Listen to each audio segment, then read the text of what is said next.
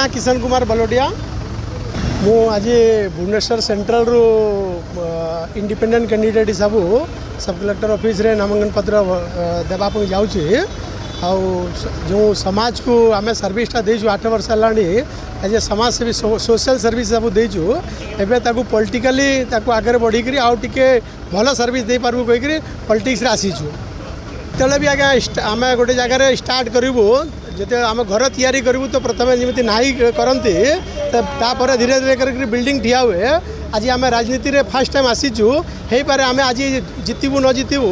किंतु आम फ्यूचर एटा प्लानिंग करचु कि आम जितबू जितिक आसबू और सरकार संगे भल काम करूँ आम समाज को सर्विस देवाई आसीचु जो जहाँ जहाँ सर्विस दरकार अच्छी से समाज को आम से सर्विसटा देवु आमर कन्स्टिट्यूएंसी सब जदि मु कन्स्टिट्यूएंसी रे जितली तो कन्स्टिट्यूएंसी सब जहाँ जहाँ उन्नतिमूलक काम कर सब कम करूँ तो प्रथम जितिक आसला आमर कन्स्टिट्यूएंसी को किमिति रास्ता घाट पानी सुविधा दे पारिबा गरीब लोक को घर दे पारिबा से सब व्यवस्था करवा मु विकास बथुआल मु गोटे समाजसेवी मारुया पंचर 2023-24 प्रेसिडेंट भी और किशन भाई को व्यक्तिगत रूप से 5-7 वर्ष है जानी आंकर समाज सेवार जो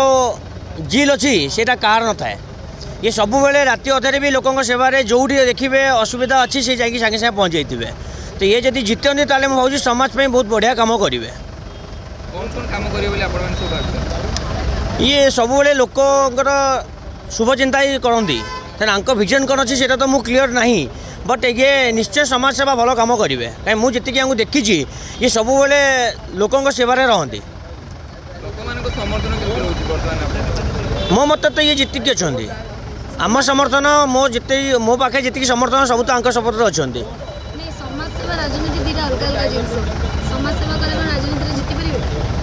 मत लगुच जीति पार निश्चय एक्सेप्ट करेंगे एक्सेप्ट करेंगे लोक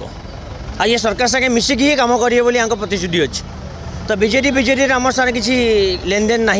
आम फास्ट क्लीयर कि आमर जे सरकार करेंगे मिसिक ही कम करार अच्छे।